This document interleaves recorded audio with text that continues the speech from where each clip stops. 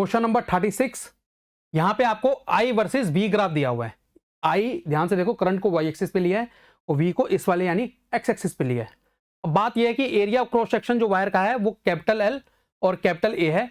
इस कर्व का जो स्लोप है वो बताना है कि कहां पे कम है कहां पे ज्यादा है। चार ऑप्शन हम चेक करेंगे। तो सबसे पहले तो बच्चे स्लोप लिखते हैं। ये तो आपका ओरिजिन हो गया, ये तो आपका ओरिजिन हो गया। तो अगर यहां पे हमको बच्चे स्लोप लिखना है, स्लोप क्या आएगा, कोई पर्टिकुलर मान लो पॉइंट लेते हो आप यहाँ पे, है ना। ये तो आपका ओरिजिन हो गया 0,0 और यहाँ पे कोई पॉइंट है इसी लाइन के ऊपर जहाँ पे आपको मैं मान लेता हूँ कि जो वोल्टेज है वो V है, वो करंट क्या है I है। तो स्लोप कितना आएगा बच्चे, स्लोप आपका आएगा इस केस में I/V। ठीक है, स्लोप कितना आएगा I/V।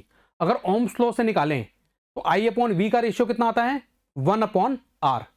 तो ये लिख सकते हैं हम 1/R लिख सकते हैं। तो स्लोप क्या आ गया, inversely proportional to the resistance of the wire. ठीक, अब एक और चीज है, आर का एक और भी फॉर्मूला होता है, वो होता है आपका resistivity into length of the conductor divided by area of cross section of the conductor. तो इसको भी हम यूज कर लेंगे। ठीक है, इसको भी हम यूज कर लेंगे। ठीक, अब बात यह है, ऑप्शन नंबर ए पहले स्टार्ट करते हैं ऑप्शन नंबर ए से। ए में लिखा हुआ है अगर वायर की लेंथ को हमने इंक्रीज कर दिया, अगर मैंने वायर की लेंथ को इंक्रीज कर दिया यानी कैपिटल एल को इंक्रीज किया।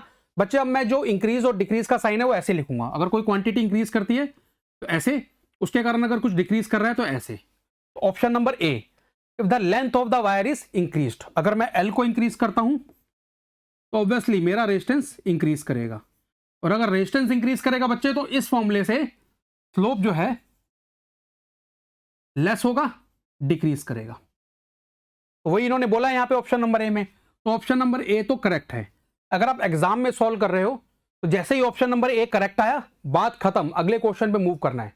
बट मैं आपको फिर भी बाकियों के आंसर भी बताऊंगा फॉर नॉलेज पर्पस। तो ए आपका करेक्ट हो गया। जब ए में ऑलरेडी बोल दिया है कि वायर की लेंथ को इंक्रीज किया है तो स्लोप आपका लेस है यानी कम होगा।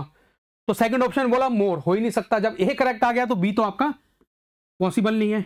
चलिए सी को सॉल्व करते हैं। सी में क्या बोला है, स्टील की वायर हम सेम डायमेंशन की यानी कि सेम लेंथ और सेम एरिया क्रॉस सेक्शन की स्टील की वायर को यूज करते हैं। बट स्टील की वायर में क्या होता है, हमने वैसे तो कॉपर वायर था क्वेश्चन के अंदर, स्टील की वायर की जो आपकी रेजिस्टिविटी होती है वो किससे ज्यादा होती है, कॉपर की वायर से।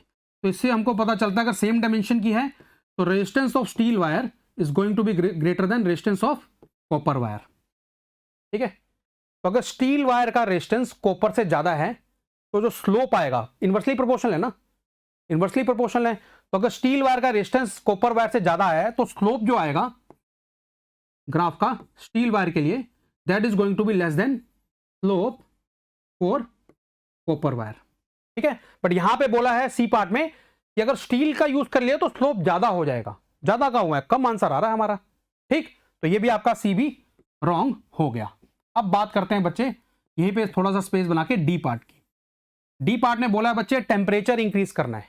अगर मैंने इसी कॉपर वायर का टेम्परेचर इंक्रीज करेंगे तो रेजिस्टिविटी इंक्रीज करेगी, रेजिस्टेंस इंक्रीज करेगा। और अगर रेजिस्टेंस इंक्रीज करेगा, कंडक्टर है ना कॉपर, तो वहां पे टेम्परेचर बढ़ाते हैं तो आपको पता है रेजिस्टिविटी इंक्रीज करती है, अकॉर्डिंगली रेजिस्टेंस भी इंक्रीज करता है।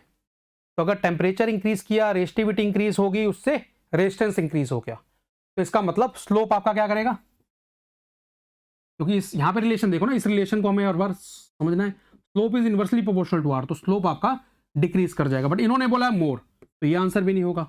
Obviously option number A answer है। बाकी तो मैंने आपको नॉलेज पर्पस के लिए, थोड़ा इंटरेस्ट डेवलप करने के लिए फिजिक्स में बताया है। Thank you.